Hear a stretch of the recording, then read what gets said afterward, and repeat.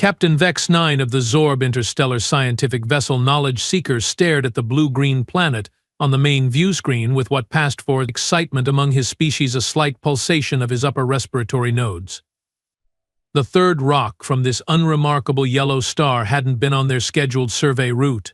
A minor navigational error, caused by an unexpected quantum fluctuation in the ship's propulsion matrix, had brought them here. But what a fortunate mistake it had been. "Preliminary scans complete, Captain," announced Chief Science Officer Glix 4, her voice crackling through the ship's communication system. "This planet is fascinating. The biodiversity readings are off our charts, and there appears to be a dominant species with crude technology and rudimentary spaceflight capabilities." Captain Vex 9 rippled his sensory tentacles in contemplation. "Sentient?" "Undoubtedly," replied Glix 4, her compound eyes blinking in rapid succession, the Zorb equivalent of enthusiasm. "They call themselves humans and their planet Earth. How utterly uninspired. Couldn't they have come up with something more cosmic? But their neural complexity is surprisingly advanced for such primitive technology users." The captain floated closer to the view screen, his hovered disk humming quietly beneath him. The Zorb had evolved beyond the need for legs millions of years ago, considering them inefficient appendages. "Send me the complete biological analysis." The data streamed directly into his neural implant, and Captain Vex 9 couldn't suppress a dismissive flutter of his gill plates. These humans were carbon-based, water-dependent, and had embarrassingly short lifespans. Yet something about their neural patterns intrigued him. They shouldn't be capable of the technological achievements they'd managed with such limited biological hardware. "The High Council will want specimens," he announced to the bridge crew.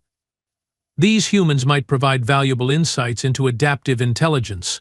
Security Chief Traz 7 immediately protested, his exoskeleton darkening with concern.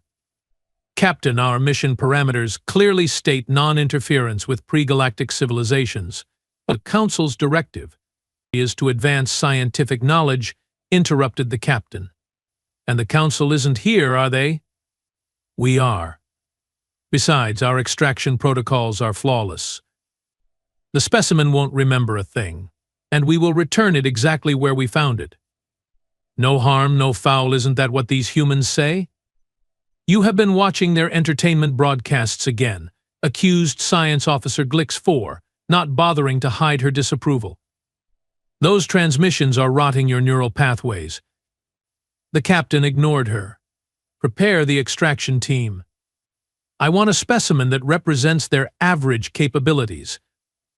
Nothing exceptional that might skew our research." Glix 4's appendages danced over her console. "I have identified a suitable candidate in a geographic region they call North America. The subject works in facility maintenance at a military installation not directly involved in their defensive systems, but with access to basic technological knowledge. Male, 34 Earth years old. Physically average by their standards." The view screen shifted to show a human male with dark hair, changing a lighting fixture in a long corridor. He whistled as he worked, occasionally checking a small electronic device in his pocket. "Name?" asked the captain. "They use multiple designations. This one is called Lex Mercer according to their identification systems." Captain Vex 9 studied the human with growing satisfaction. "Perfect. Completely unremarkable.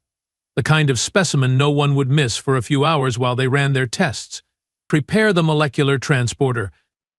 I want him aboard within one planetary rotation." "Captain," warned Traz 7, his voice dropping to a concerned rumble, "our intelligence on these humans is limited. Their psychological profiles suggest they don't respond well to unexpected situations." Science Officer Glix 4 made a sound that approximated laughter. "What could one unarmed maintenance worker possibly do against our technology? We are thousands of years more advanced. Our ship's automated defense systems could neutralize their entire planet's military without my having to put down my stimulant beverage."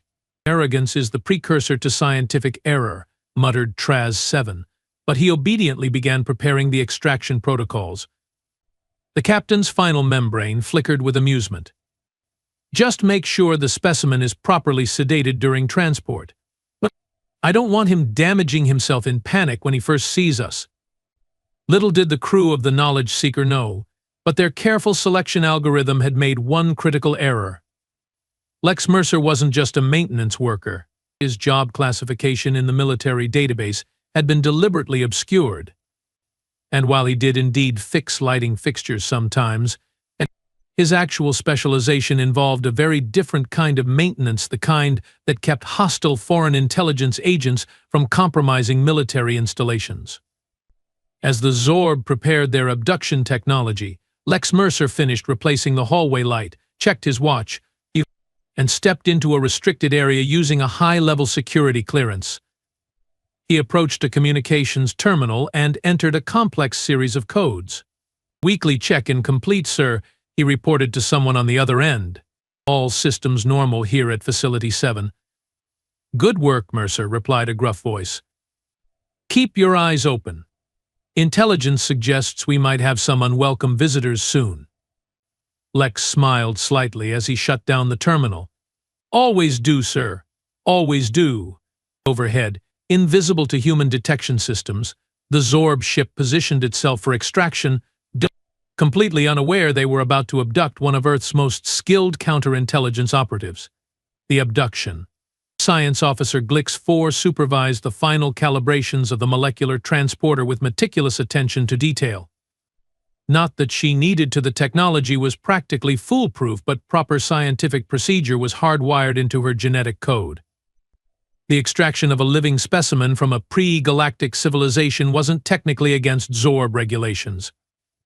It merely required 17 different authorization forms, 13 ethical waivers, and approval from the High Council Xenobiological Research Committee, none of which they had obtained. "Are you absolutely certain the human won't suffer permanent damage?" asked Junior Researcher Plog 2, adjusting the quantum stabilizer. His bioluminescent markings pulsed with anxiety. Glix 4 gave him what the crew recognized as her condescending stare, all four eyes half closed, her neural crest flattened against her skull. "We have extracted specimens from 73 different planets. When has our technology ever failed?" "Well, there was that incident with the methane breathers from." "That was a calibration error," snapped Glix 4. "And besides, they were barely sentient. These humans are different. Primitive, yes, but surprisingly adaptive. Their brains make fascinating connections despite their limited neural architecture." The transporter room hummed as the final sequences initiated. Captain Vex 9 hovered in on his disk, flanked by Security Chief Traz 7, whose exoskeleton had darkened to a worried slate gray. "Status report," demanded the captain. Glix 4's appendages danced across the control panel. "Target is currently alone in a maintenance corridor. Vital signs stable. We have synchronized with Earth's electromagnetic field to minimize disruption. Transport in 3, 2, 1. A shimmering column of light appeared on the transport pad. Within seconds, it coalesced into the form of a human male in a gray uniform. Lex Mercer stood motionless, frozen in mid-stride, his consciousness suspended by the transport beam. "It's remarkable," whispered Junior Researcher Plog 2. "It looks so fragile." He corrected Glix 4 absent-mindedly. "Your species has binary sexes. Terribly inefficient system of reproduction." She activated the medical scanner, bathing the human in soft blue light. Interesting. His adrenaline levels were elevated before transport. Perhaps he sensed something. Traz 7 moved closer, his security sensors scanning for weapons. "Impossible. Our cloaking technology is undetectable by their instruments." "Well, scan complete. No significant anomalies," announced Glix 4, sounding almost disappointed. "Just another human specimen. Shall we wake him?" "I have prepared a sedative that will keep him calm but conscious." The captain's sensory tentacles rippled with approval. "Proceed. But maintain level 3 containment protocols." A transparent barrier shimmered into existence around the transport pad as Glix 4 administered the revival sequence. The human's chest rose and fell more rapidly. His eyelids fluttered. Then, rather anticlimactically, Lex Mercer simply opened his eyes and looked around. Glix 4 observed with fascination. According to her research, humans typically responded to first contact with screaming, fainting, or violent panic. Yet this specimen merely blinked several times, then focused on each alien in turn, his expression showing only mild surprise. "Ha," he said finally. "So you guys are real?" His calm reaction was so unexpected that even Captain Vex 9's hover disk wobbled slightly.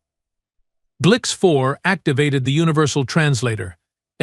"You recognize our species?" she asked, unable to keep the astonishment from her voice. Lex shrugged, a curious human gesture that involved raising and lowering his shoulders. "Not specifically, but we have had rumors. Unexplained phenomena. You know the drill." "We do not know this drill," replied Glix 4, the translator struggling with the idiom. "Your calm response is aberrant. Our data indicates humans react with extreme distress to extraterrestrial contact." Lex smiled slightly. "Maybe I'm just having a good day. Or maybe I have seen enough weird stuff in the maintenance tunnels that nothing surprises me anymore. You wouldn't believe the things government contractors build." Security Chief Traz 7 moved closer to the barrier, his posture rigid with suspicion. "The human is unusually composed. Perhaps our sedative calculations were incorrect?" "My calculations are never incorrect," huffed Glix 4, her pride wounded. "Subject: Are you experiencing fear?"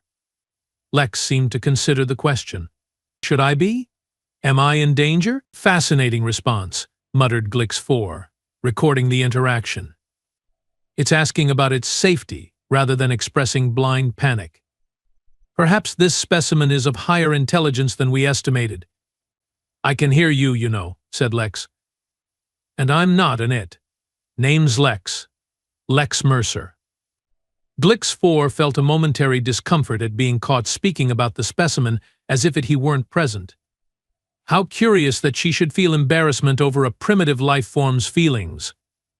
"We intend no harm," explained Captain Vex 9, floating forward. "You will be returned to your planet after we complete our scientific observations. Kidnapping for science." "Got it."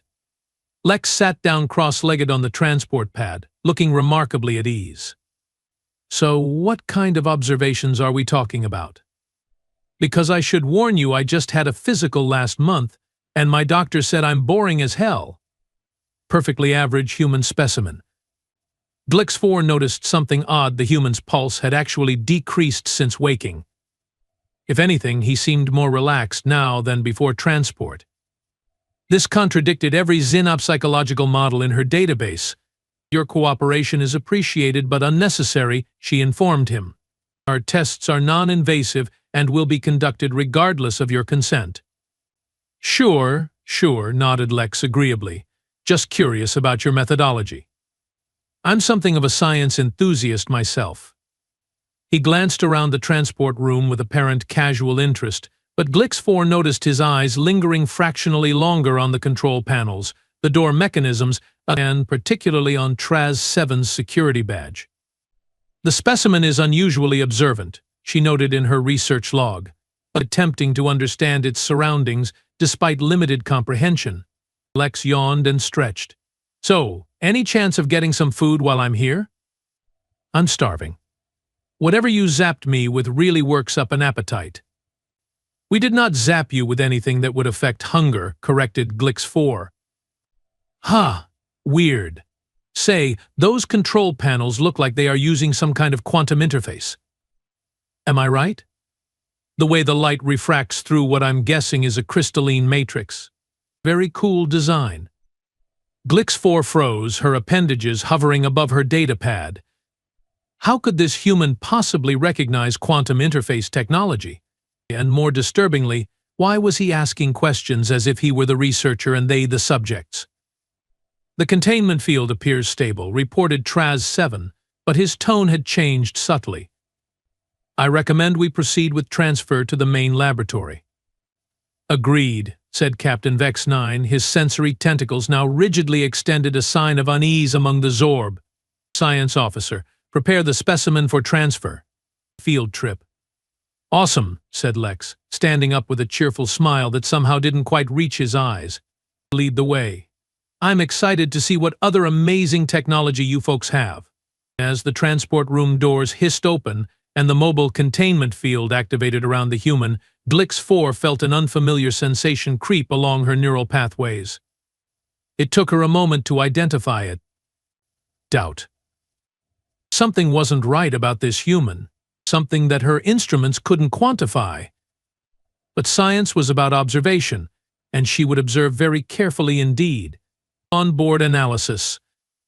The main laboratory of the knowledge seeker was the pride of the Zorb scientific fleet.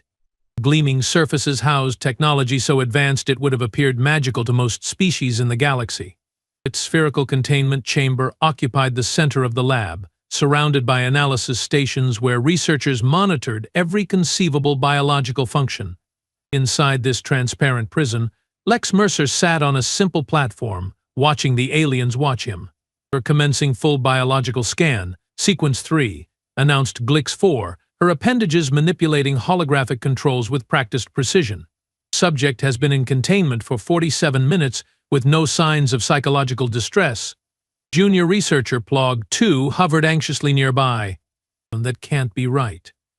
According to our preliminary research, humans experience severe anxiety when confined in unfamiliar environments. Their cortisol levels should be significantly elevated. Well, this one's cortisol is practically normal, muttered Glix 4, recalibrating her instruments for the third time. Perhaps our specimen is defective? Inside the containment sphere, Lex raised his hand like a schoolchild. I can hear everything you are saying. The acoustics in this bubble are amazing.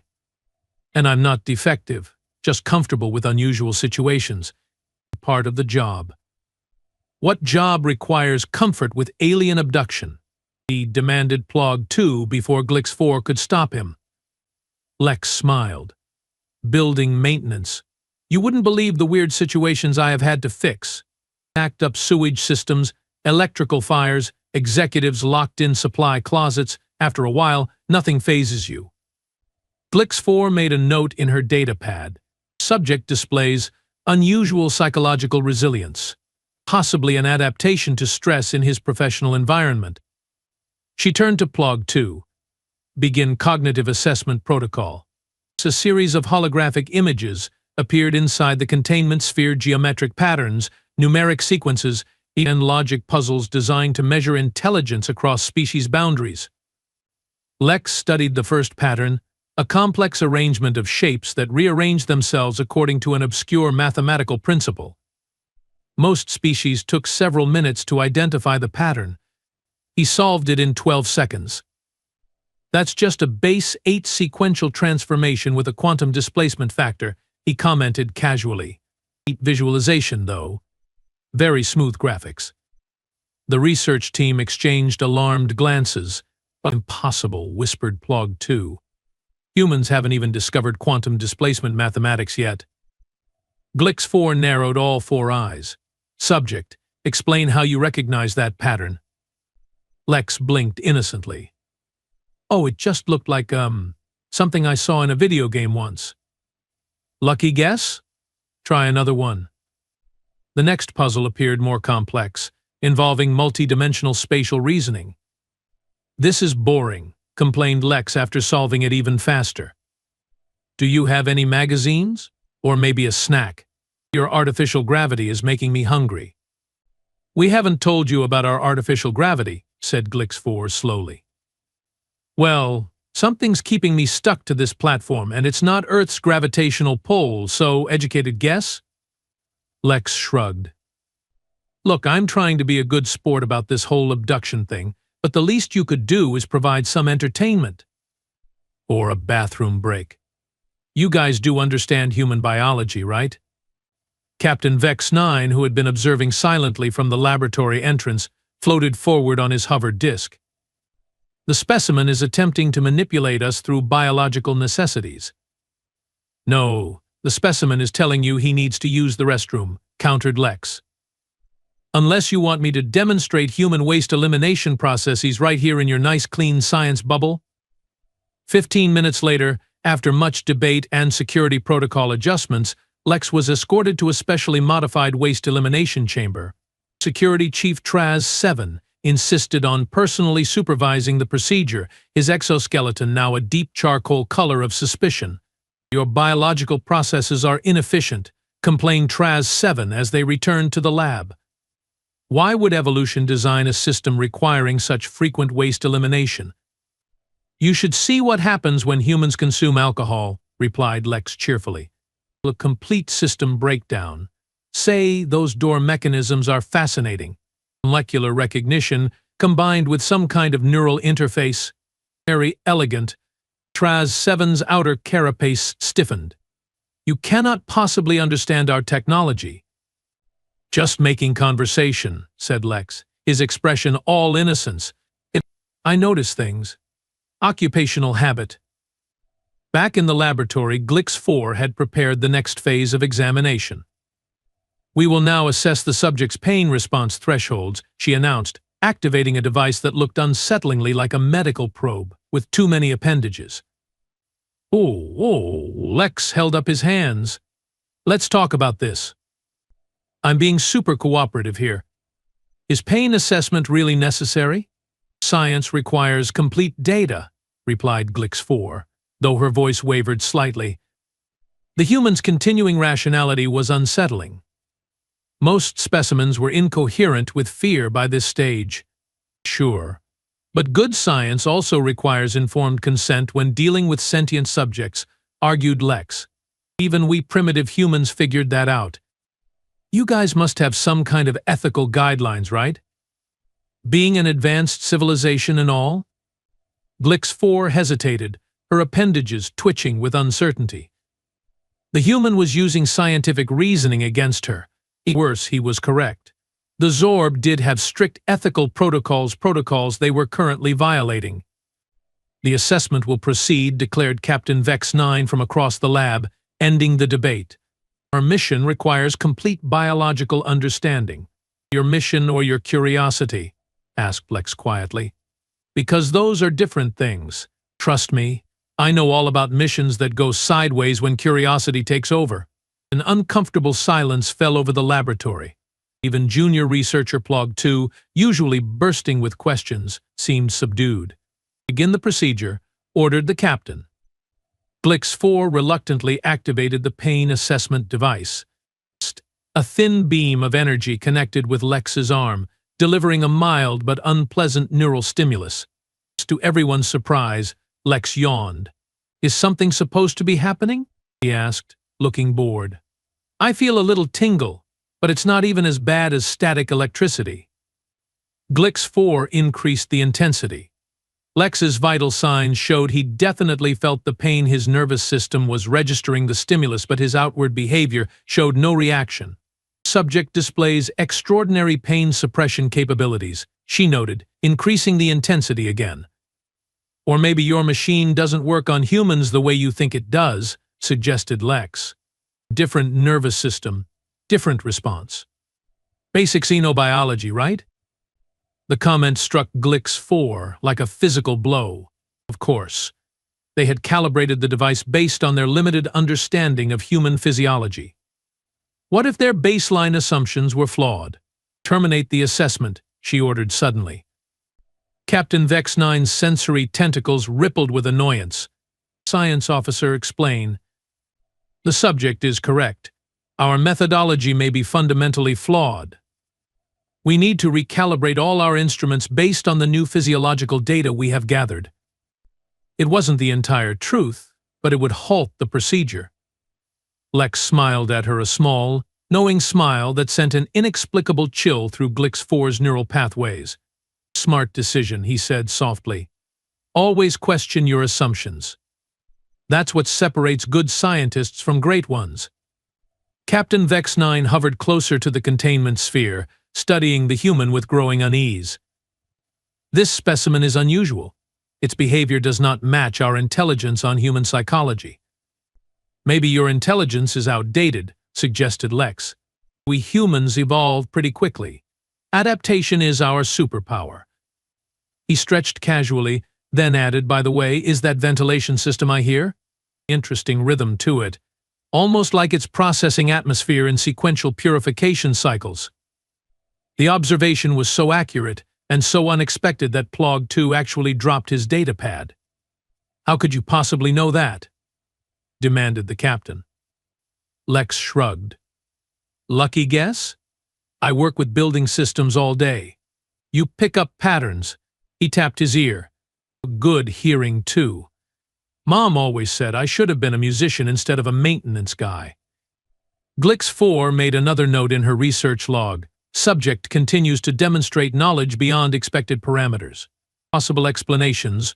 1. Human intelligence severely underestimated in our database. 2. This specimen represents an outlier in human population. Or 3. Subject has prior knowledge of advanced technology. All possibilities concerning. I think we should extend the observation period, she announced. This human requires more thorough study than anticipated. I think we should return it to its planet immediately, countered Traz 7, his security sensors pulsing rapidly.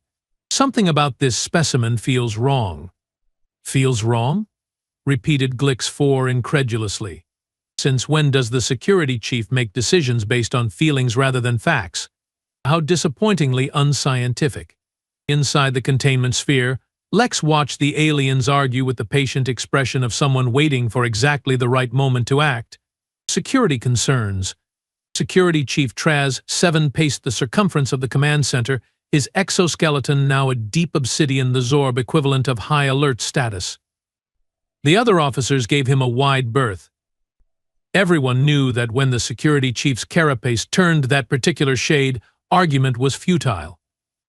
The human must be removed from this vessel immediately, Traz 7 insisted, his voice modulator barely containing his agitation.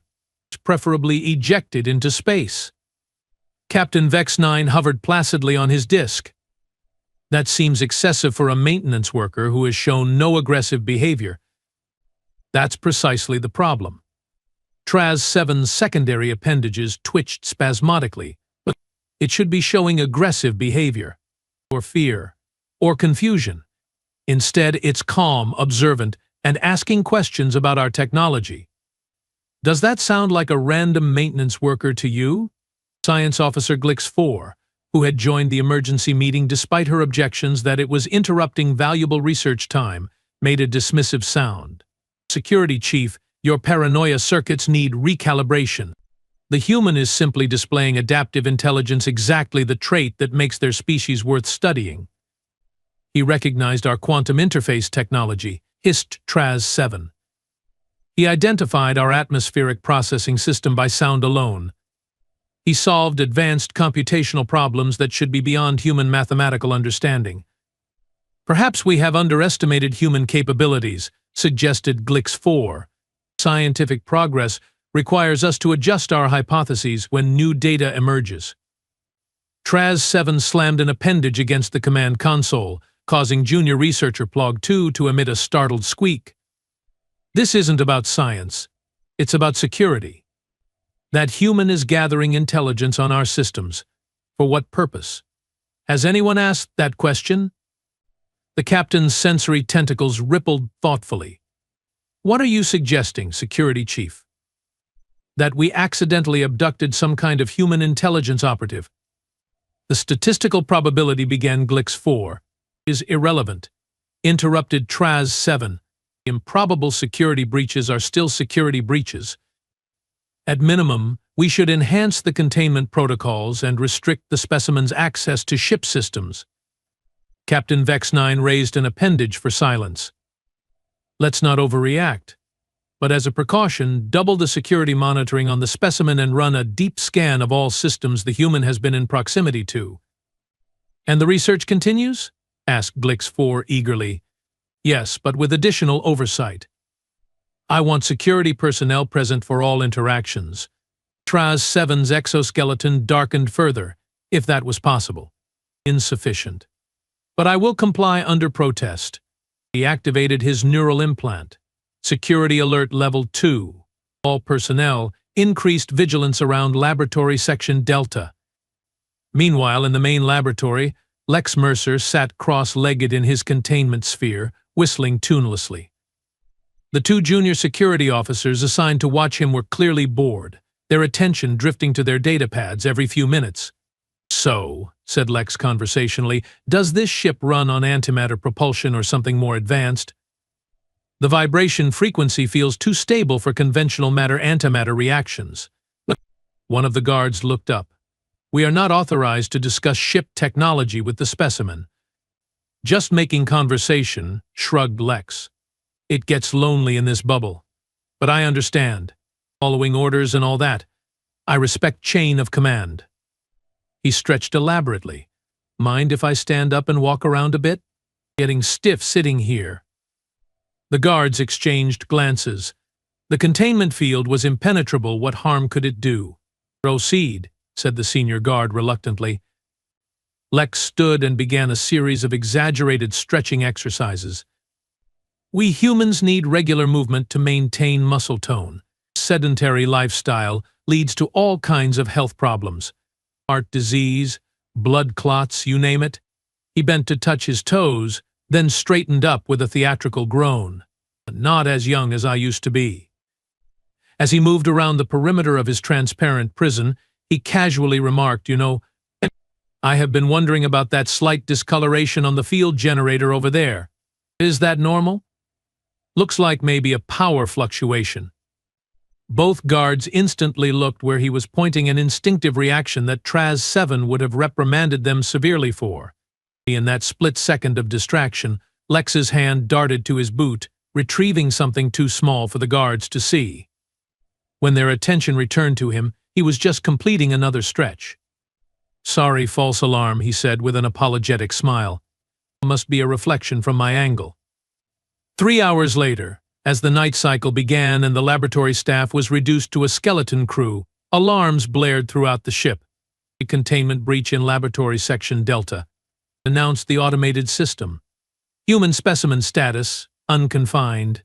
Security Chief Traz 7 arrived at the laboratory in record time, his hover disk practically smoking from the exertion. The scene that greeted him confirmed his worst fears. The containment sphere stood empty, its entry field flickering erratically.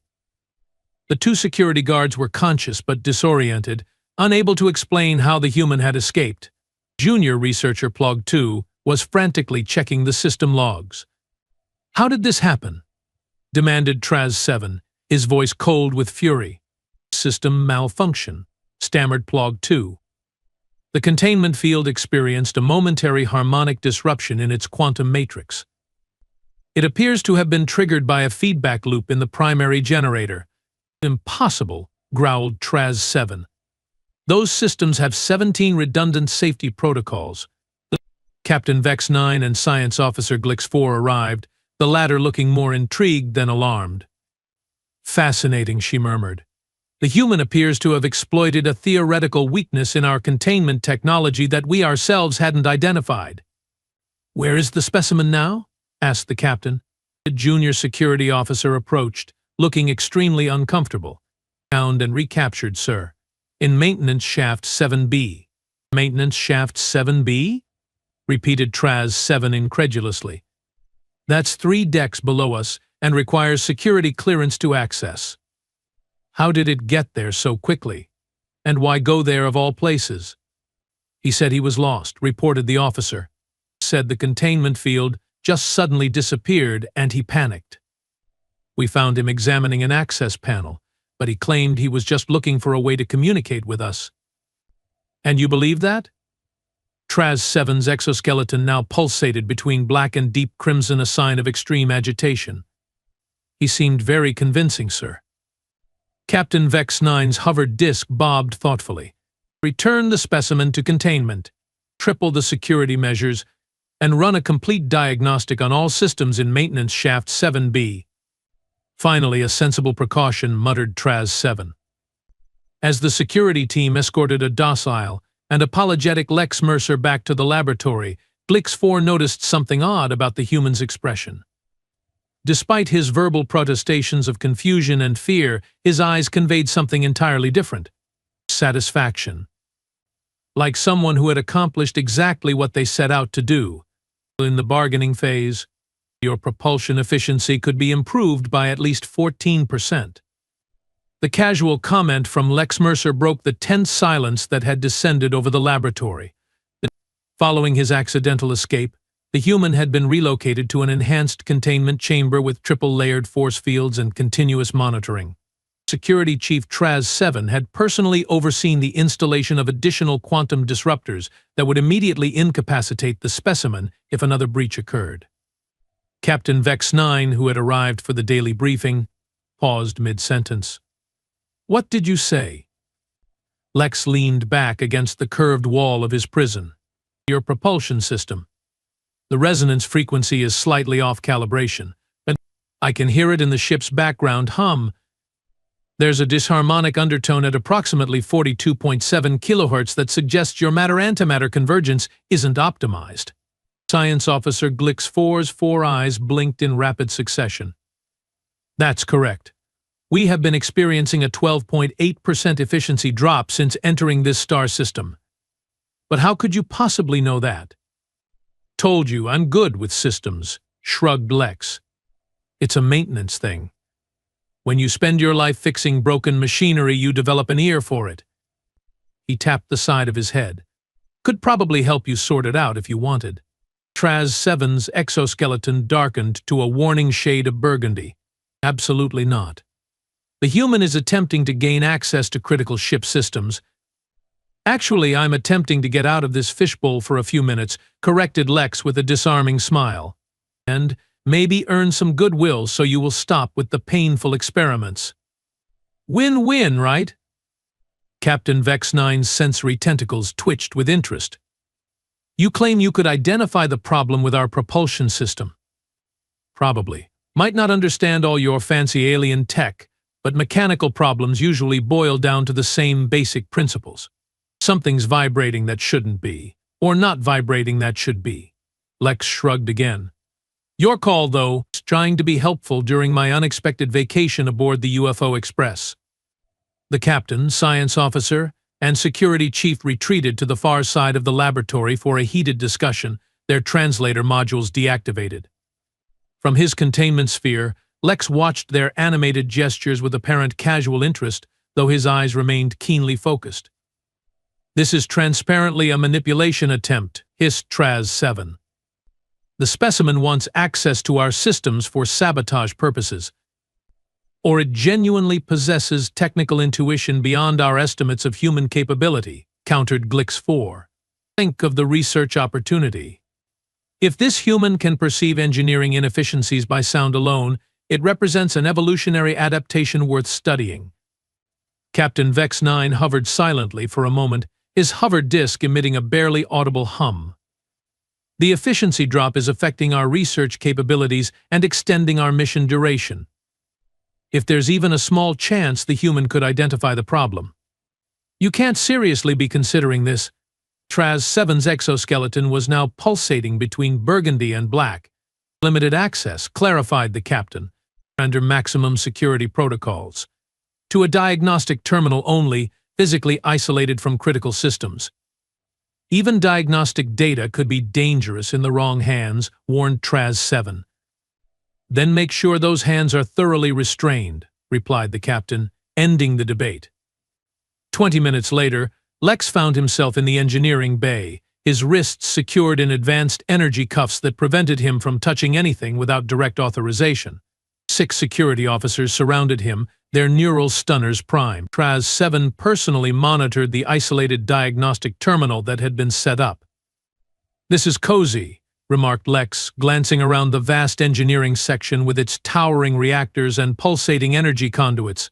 "But nice setup you have got here." "Very glowy."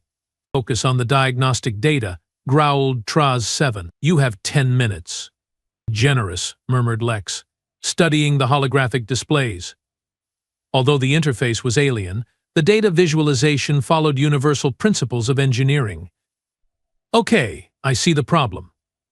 Your antimatter injectors are slightly out of phase with each other."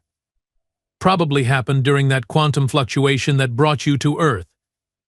Glix 4, who had insisted on being present for this unprecedented research opportunity, looked impressed despite herself. That matches our chief engineer's assessment, but we haven't been able to pinpoint which injectors are affected. Well, that's because all of them are affected, just at different frequencies, explained Lex. It's creating a cascade harmonic that's amplifying through the system. You need to recalibrate the entire injection sequence, not just adjust individual components. He pointed at a particular flow diagram, careful to keep his hands within the permitted interaction zone. See this pattern here? It's almost like a wave interference. If you phase shift the primary injector by approximately 0.047 microradians and then cascade adjust the secondaries in sequence. To everyone's surprise, Lex proceeded to outline a recalibration procedure that, while expressed in simplified human terms, demonstrated a fundamental understanding of antimatter physics that no human should possess, and that should smooth out your efficiency problems, he concluded. Of course, you will need to implement a harmonic dampening protocol during the transition or you risk a resonance cascade.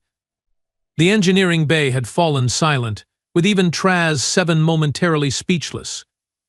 What? Asked Lex innocently. Did I say something wrong? Chief Engineer Draz 5 verified this analysis, ordered Captain Vex 9 through the communication system. After several minutes of intense calculations, the chief engineer's voice came through. The human's assessment appears correct, Captain. The proposed recalibration procedure has a 93.7% probability of resolving our efficiency issues. Well, there you go, said Lex with a modest smile. Happy to help. I don't suppose this earns me some better accommodations? Maybe a real bed instead of that hard platform? And some human food would be nice. The captain considered this request. Limited improvements may be granted if the recalibration proves successful. And maybe access to some entertainment? Books, music, anything? Solitary confinement gets pretty boring. A data pad with non-sensitive cultural information could be provided, conceded the captain, ignoring Traz 7's visible dismay. Great. While I'm being helpful, I also noticed your atmospheric regulators are running hot in sections 12 through 15. You might want to check those coolant lines before something critical fails. 2 days later, after the propulsion recalibration had indeed improved efficiency by 16.3%, Lex Mercer sat comfortably in his slightly larger containment area, now equipped with a proper sleep surface and a data pad loaded with approved entertainment content. He appeared thoroughly engrossed in what the translation matrix had determined was a human mystery novel. The specimen appears content, observed junior researcher Plog 2, monitoring the human's vital signs, brain activity consistent with engaged reading. What the monitoring systems failed to detect was that every few minutes, Lex would tap a particular sequence on the datapad's frame, a sequence that exploited a minor security flaw he'd identified in the device's operating system. Each tap sent a tiny, virtually undetectable command to the ship's maintenance subroutines he'd gained access to during his diagnostic session. Small commands, insignificant adjustments, imperceptible changes to automation protocols. Nothing that would trigger security alerts. Just enough to gradually, painstakingly create the conditions for what was to come. Lex turned a page in his book and smiled. Patience was the key to any good maintenance job and to any good sabotage operation. Systems failure. Environmental control malfunction in residential pod 3. Life support systems operating at reduced capacity. The emergency alert blared through the ship's communication system, the fourth such alert in the past 12 hours. Captain Vex 9 hovered anxiously in the command center, his sensory tentacles rigid with stress as status reports flooded in from across the vessel. Cause? He demanded. Chief Engineer Draz 5 looked utterly bewildered, his bioluminescent markings pulsing erratically with frustration. Unknown, Captain. Just like the previous malfunctions. The automated diagnostic systems report no anomalies until the moment of failure. It's as if the systems are spontaneously malfunctioning. Systems do not spontaneously malfunction, growled Security Chief Traz-7, his exoskeleton now permanently fixed in Security Alert Black. Particularly not 4 critical systems within half a planetary rotation. The command center doors hissed open as Science Officer Glix-4 hurried in, her data pad clutched in multiple appendages. Captain, the quantum data servers in Laboratory Section Gamma have crashed. We have lost 3 days of research data on the human specimen. Captain Vex-9's hovered disk wobbled precariously. Restore from backup. That's just it, the backup systems failed simultaneously. It's statistically impossible. Glix-4's voice modulator cracked with distress. The probability of concurrent failure in both primary and redundant systems is approximately 1 in 7 trillion. Unless they were deliberately sabotaged, said Traz-7 quietly. A heavy silence fell over the command center. The human, whispered Junior Researcher Plog-2, voicing what everyone was thinking. The impossible, countered Chief Engineer Dreas-5. The specimen has no access to ship systems beyond that isolated diagnostic terminal, and even that was a one-time event under maximum security. Yet these malfunctions began precisely 18 hours after that access was granted, pointed out Traz-7. A sufficient interval for carefully planned sabotage to activate. That's absurd. Glix-4's appendages waved dismissively. The human is a maintenance worker from a pre-galactic civilization. The level of understanding required to sabotage our technology would be like a primitive aquatic life form reprogramming a quantum computer. Then explain these malfunctions, demanded Traz-7, his patience visibly evaporating. 4 critical systems, all failing in ways that circumvent our diagnostic protocols, all after the human examined our systems. Captain Vex-9 raised an appendage for silence. Let us be rational. If, and I stress, if the human has somehow compromised our systems, what would be the motivation? What could a single specimen hope to accomplish trapped aboard a vessel it cannot possibly pilot? Before anyone could answer, another alarm blared. Security breach in Detention Section Delta. Human containment compromised. Traz-7 didn't waste time with words. His hovered disk shot toward the exit at maximum velocity, nearly colliding with 2 junior officers in his haste. The scene in the laboratory was chaotic. The containment field remained intact, but its normal transparent appearance had been replaced by an opaque, swirling barrier that completely obscured the interior. Security personnel surrounded the sphere, neural stunners ready. Status report, barked Traz-7. Containment field has experienced a phase variance, sir, reported a security officer. Visual monitoring is offline. Biosensors indicate the human is still inside, but specific location and activity cannot be determined. Deactivate and reset the field. Unable to comply, sir. The control systems are not responding to override commands.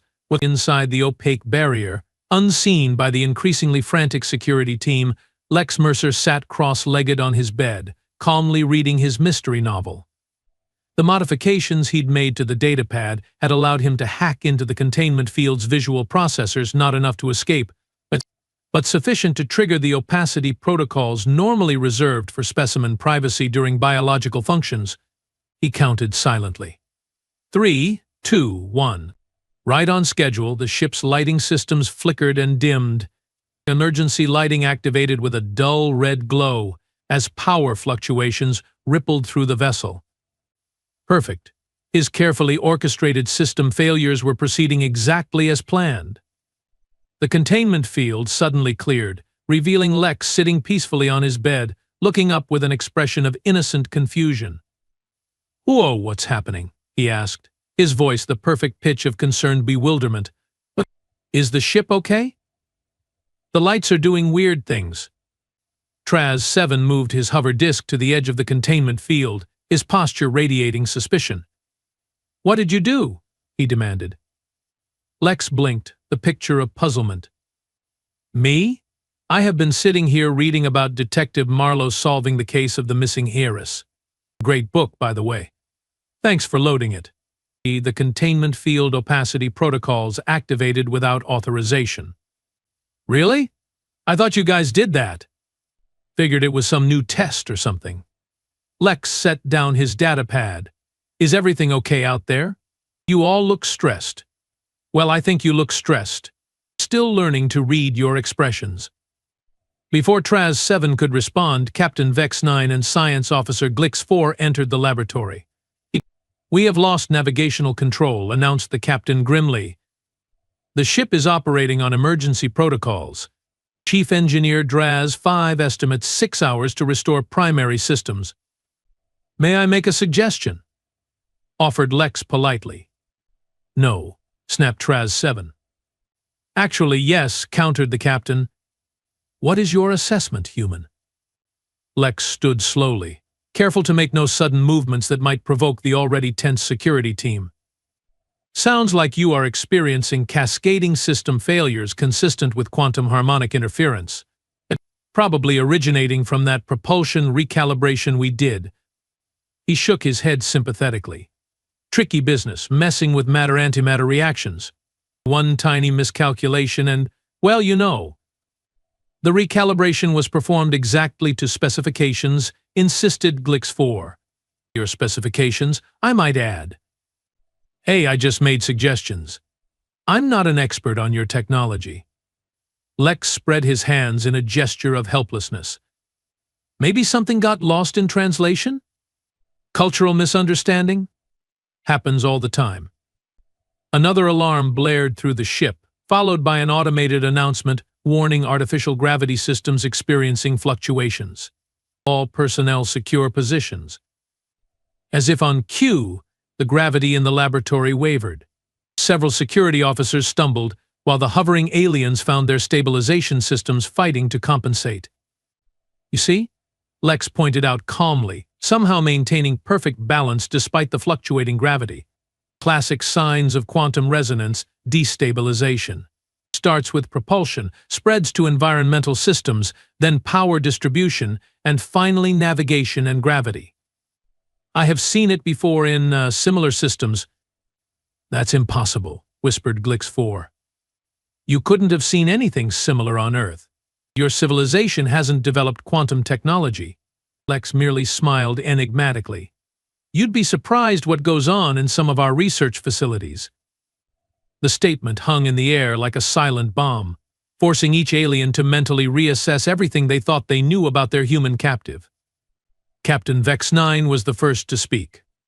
If this is quantum resonance destabilization, as you suggest, how would one correct it?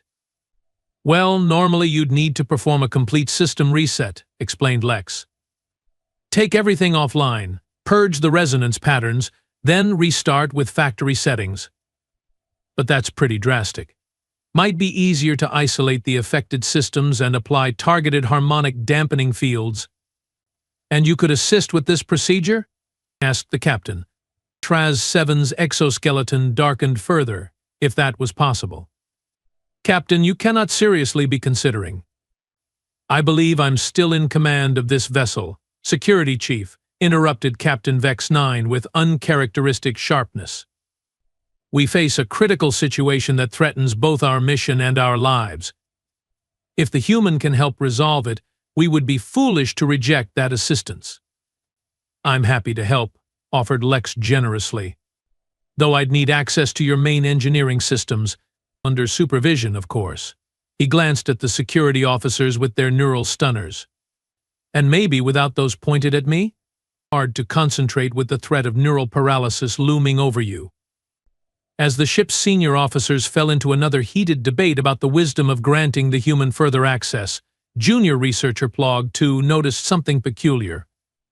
Despite the chaos around him, the alarms, the flickering lights, the fluctuating gravity, the human appeared completely at ease. More than that, he seemed to be enjoying himself. Plog 2 edged closer to Science Officer Glix 4 and whispered, the human's stress hormones should be elevated due to the emergency situation. But his cortisol levels are actually decreasing. He's becoming calmer as our crisis worsens. Glix 4 glanced sharply at the containment field, where Lex now leaned casually against the wall, watching the aliens argue with an almost amused expression.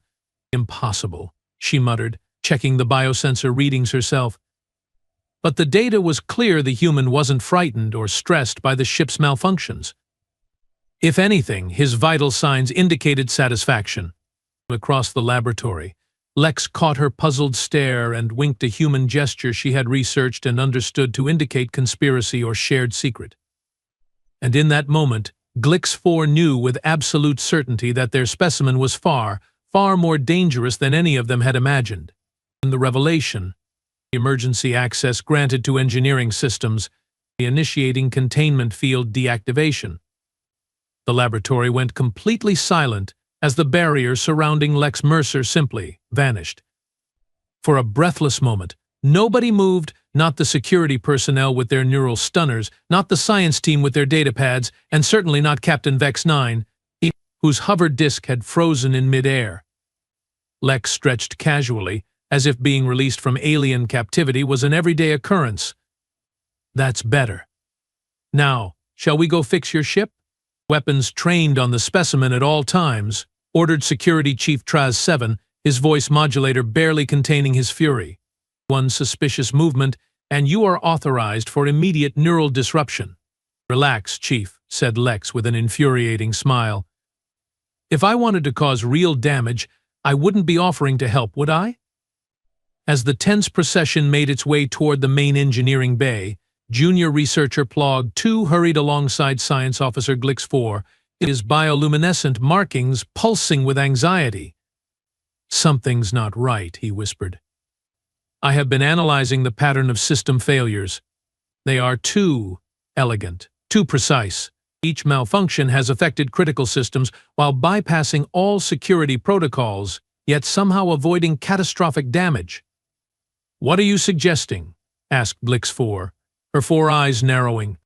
I'm not sure, but I accessed the ship's database on human occupations. Maintenance worker is an extremely broad category on Earth. Some of them specialize in extremely complex systems, including military and intelligence infrastructure. Glix 4 glanced ahead at the human, who was chatting amiably with a visibly uncomfortable Captain Vex 9. You think our specimen has military training? I think we should run a deeper analysis of. Plog 2's suggestion was cut short as they reached the engineering bay. The doors hissed open to reveal a scene of controlled chaos. The engineering staff darted between workstations, their appendages flying over controls as they struggled to contain the cascading system failures. Chief Engineer Draz 5 floated over, his normal methodical demeanor replaced by barely controlled panic. Captain, the quantum resonance is spreading. We have lost control of 70% of automated systems. The human has offered to assist, announced the captain. The chief engineer's bioluminescence flickered with skepticism. A pre-galactic primitive? How could it possibly understand our technology well enough to? Well, for starters, interrupted Lex, pointing to a pulsating holographic display, your phase converters are operating in reverse synchronization. That's feeding the quantum resonance instead of dampening it. Draz 5 stared at the display, then back at Lex. That's correct. But how did you know that? Like I said, I'm good with systems. Lex approached the main engineering console, ignoring the neural stunners tracking his every movement. May I? Way? After a reluctant nod from the captain, Lex began interfacing with the alien technology with disturbing familiarity. His fingers danced across the holographic controls as if he'd been operating Zorb systems his entire life. Meanwhile, Junior Researcher Plog 2 had slipped away to a secondary data terminal. His scientific curiosity had transformed into gnawing suspicion, and he began running advanced search protocols on everything they had learned about their human captive. Amazing, murmured Captain Vex 9, watching Lex work. The specimen appears to have intuitive understanding of quantum engineering principles that should be centuries beyond human development. That's because he's not what he claims to be, came Plog 2's voice from across the engineering bay. All eyes turned to the junior researcher, who was staring at his datapad with an expression of horror. Captain, I have cross-referenced all our observations with updated Earth intelligence data. This human matches the profile of their specialized military operatives, specifically the counterintelligence personnel trained to infiltrate and compromise advanced technological systems. For a heartbeat, nobody moved. Then, chaos erupted. Security lockdown. Roared Traz-7. Full vessel containment protocol Omega-9. Neural disruption authorized. Security officers fired their stunners simultaneously at Lex, who had gone very still at the engineering console. The energy beams struck him directly and passed through harmlessly, causing the holographic controls behind him to flicker momentarily. Neural stunners offline, announced Lex calmly, turning to face the increasingly panicked aliens. Actually, most of your weapons systems are offline. Side effect of the quantum resonance. Very unfortunate timing. Who are you? Demanded the captain. Lex straightened, his casual demeanor suddenly replaced by military precision. Commander Alexander Mercer, Earth Defense Intelligence, Counter-Technology Division. I'd show you my identification, but I don't think you'd appreciate the micro-tracker embedded in it. Traz-7's exoskeleton had turned an unprecedented shade of white, the Zorb equivalent of extreme shock. Earth has a counter-technology division? Impossible. Your civilization has barely achieved lunar exploration. That's what we wanted you to think, replied Lex with a slight shrug. We have been monitoring extraterrestrial activities in our solar system for decades. Your cloaking technology is impressive, but not quite as perfect as you believed. A full ship lockdown. Captain Vex-9 commanded, activating his neural implant to access the emergency protocols. Seal all compartments. Deactivate all non-essential systems. Alarm klaxons blared throughout the vessel as massive bulkheads began to descend only to halt halfway and retract again. Lockdown sequence aborted, announced the ship's automated system. Command authority overridden. I took the liberty of reprogramming a few things during my escape yesterday, explained Lex, leaning casually against the engineering console. And while I was helping with your propulsion system. Oh, and every time you gave me access to that data pad. You really should improve your security protocols. Panic erupted among the engineering staff. Several made desperate breaks for the exit, only to find the doors sealed. Junior officers looked to their superiors for guidance, but the ship's command structure was visibly crumbling as the terrible truth sank in. Science Officer Glix-4 was the first to regain her composure. You have been manipulating us from the beginning, she realized. The escape, the technical assistance, the system failures, it was all part of your plan. Finally, someone gets it, nodded Lex. I was beginning to think I was being too subtle. But why? Asked the captain. What could you possibly hope to accomplish alone on an alien vessel? Lex's smile was cold and professional now, all pretense abandoned. Who said I was alone? Our shift. Who said I was alone?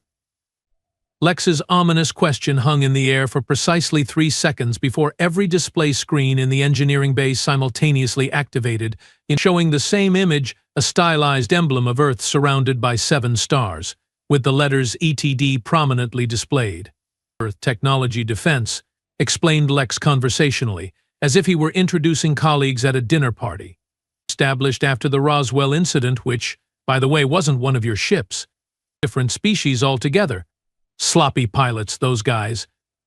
Captain Vex-9's hovered disc sank several centimeters closer to the floor, a Zorb expression of profound dismay. This is impossible. Our intelligence indicates human civilization is at least 80 years from developing unified planetary defense systems. Your intelligence is exactly as good as we want it to be, replied Lex, tapping commands into the engineering console with practiced ease. As he worked, system after system turned green on the status displays, not failing functioning perfectly, just no longer under Zorb control. The system malfunctions, realized Chief Engineer Draz-5, his voice barely above a whisper. They weren't malfunctions at all. Finally catching up, are we? Lex glanced up with a sardonic smile. No, your ship is working perfectly. I just redirected command protocols through a subspace matrix I created during my little field trip to maintenance shaft 7B. You are probably wondering why your diagnostic systems didn't detect it. Because you created a recursive feedback loop in the diagnostic systems themselves, said Science Officer Glix 4, her scientific curiosity momentarily overriding her alarm, making them report normal functionality while you rewrote the command architecture. Elegant. Completely unethical, but elegant. I will take that as a compliment, nodded Lex. And now, if you will excuse me for just one moment, he pressed a final sequence into the console, and the main view screen activated to display what appeared to be deep space. Perfect. Right on schedule. A ripple seemed to pass through the fabric of space on the view screen, and suddenly they weren't looking at empty void anymore. A sleek vessel had appeared, considerably smaller than the Zorb ship but radiating an unmistakable sense of military precision. Its hull bore the same seven-starred emblem that now dominated the engineering bay displays. Commander Mercer to Vigilance, Lex spoke clearly, apparently addressing the vessel. Phase 1 complete. Ready for Phase 2. Acknowledged, Commander, replied a crisp female voice. Knocking protocols initiated. Stand by for boarding. Security Chief Traz 7's exoskeleton had gone through so many color changes in the past few minutes that it had settled on a mottled, confused pattern never before seen in Zorb society. You have summoned a human military vessel? How? Our location should be untraceable. You mean because of your quantum displacement drive that shifts your position microfractionally through 11 dimensions simultaneously? Lex raised an eyebrow. Yeah, tricky technology. Took our scientists almost 3 hours to crack it once I transmitted the specifications.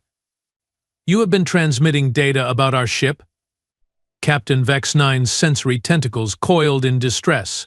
Since about 15 minutes after you abducted me, confirmed Lex cheerfully.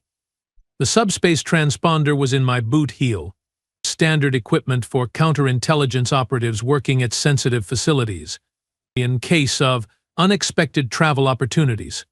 Junior researcher Plog 2, who had been frantically analyzing data on his pad, looked up with an expression of pure scientific awe that transcended the dire situation. The quantum distortion that brought our ship to Earth in the first place, it wasn't random, was it? Lex's smile widened fractionally. Let's just say some navigational errors are easier to arrange than others when you understand quantum entanglement at a fundamental level. Your ship didn't find Earth by accident. We invited you here. The revelation sent shockwaves through the assembled aliens. Captain Vex 9 actually dropped completely to the floor, his hovered disk powering down in response to his overwhelming neural distress. But why? He managed finally. If your civilization is advanced enough to manipulate our quantum systems, why this elaborate deception? Why allow yourself to be captured? Because we have rules too, explained Lex, his tone becoming more serious. The Earth Technology Defense Charter prohibits direct first contact with non-hostile species. We observe, we learn, but we don't interfere. Until, of course, someone decides to start abducting humans for scientific experimentation. He took a step closer to the captain, his posture now radiating the unmistakable authority of a military commander rather than the casual demeanor of a maintenance worker. At that point, our protocols shift to information gathering and technological assessment. Hence, my unexpected vacation aboard your vessel. The Knowledge Seeker is a scientific vessel, protested Science Officer Glix 4. We meant no harm. Kidnapping sentient beings without consent is harm, countered Lex sharply, regardless of your intentions. How many other species have you subjected to your non-invasive testing? The uncomfortable silence that followed was answer enough. That's what I thought, nodded Lex. Don't worry, we are not monsters. No one's going to be dissected today. A subtle vibration ran through the ship as the human vessel completed its docking procedure. Moments later, the engineering bay doors hissed open to admit 6 humans in sleek, dark uniforms bearing the 7-starred emblem. They moved with disciplined precision, each carrying equipment that was both unfamiliar and unmistakably technological in nature. Status, Commander? Asked the leader, a tall woman with close-cropped silver hair and the bearing of someone accustomed to authority. Ship secured, Captain Reyes, reported Lex, straightening to attention. All systems under our control. The Zorb have been most educational hosts. Excellent work. Captain Reyes surveyed the aliens with clinical interest. Its containment team, prepare our guests for relocation. Engineering team, begin the download of all ship systems and databases. Relocation? Echoed Captain Vex 9, his voice modulator barely functioning through his distress. You are taking us prisoner? Not prisoners, corrected Captain Reyes. Diplomatic guests. There's a difference. The difference being, added Lex, that guests eventually get to go home. As the human team efficiently secured the alien crew, Science Officer Glix 4 found herself positioned near Lex. Despite everything, her scientific curiosity remained indomitable. Your actual mission, she said quietly. It wasn't just to escape capture, was it? Lex glanced at her, a flicker of professional respect in his eyes. No. Operation Trojan Horse had 3 objectives. First, assess Zorb technological capabilities, and second, obtain their star charts and database of contacted species. And third? Third? Prompted Glix 4 when he paused. Third was to send a message, said Lex, his voice carrying clearly through the engineering bay. Earth is officially announcing its presence on the galactic stage. Not as a primitive curiosity to be studied or exploited, but as a power to be reckoned with. Captain Reyes nodded approvingly. Consider this a formal diplomatic introduction, one your High Council won't soon forget. But our mission, began Captain Vex 9 weakly. Our research will continue under modified parameters, finished Captain Reyes. The Earth Technology Defense has prepared a comprehensive interspecies scientific cooperation agreement. Your High Council will find the terms both fair and non-negotiable. As the shell-shocked Zorb crew was escorted from their own engineering bay, Traz 7 found himself walking alongside Lex. The security chief's exoskeleton had finally settled on a pale gray, the color of resignation. You were right about me from the beginning, acknowledged Lex quietly. Proper security assessment. You should have trusted your instincts. It would not have mattered, replied Traz 7 with unexpected dignity. Your operation was flawlessly executed. By praise from a fellow security professional, nodded Lex. For what it's worth, your containment technology is impressive. With a few modifications, it could be truly escape-proof. I will include that in my report, said Traz 7 dryly, assuming I am permitted to file one after this catastrophic failure. As the procession reached the docking area where the human vessel awaited, junior researcher Plog 2 found the courage to ask the question burning in everyone's minds. What happens to us now? Lex exchanged a glance with Captain Reyes, who gave a slight nod. Now, said Lex, you get to experience what it's like to be research subjects under proper ethical protocols. Don't worry, you will be treated humanely. All your biological needs will be met, and no painful experiments without explicit consent. He smiled, not the calculated smile of his undercover persona, nor the cold smile of a military operative, but something more genuine. Consider it a cultural exchange program. You have learned about human adaptability and ingenuity firsthand. Now we'd like to learn more about you just with better manners than abducting your maintenance workers. As the former captors were escorted aboard the Earth vessel as reluctant guests, Captain Vex 9 couldn't help but appreciate the irony. They had sought to study a supposedly primitive species only to become the subjects of study themselves. The hunter had become the hunted, the observer the observed, and somewhere in the vast bureaucracy of the Zorb High Council, a very important lesson was about to be learned. In the cosmic zoo of intelligent life, humans were not meant to be kept in cages. They were the zookeepers,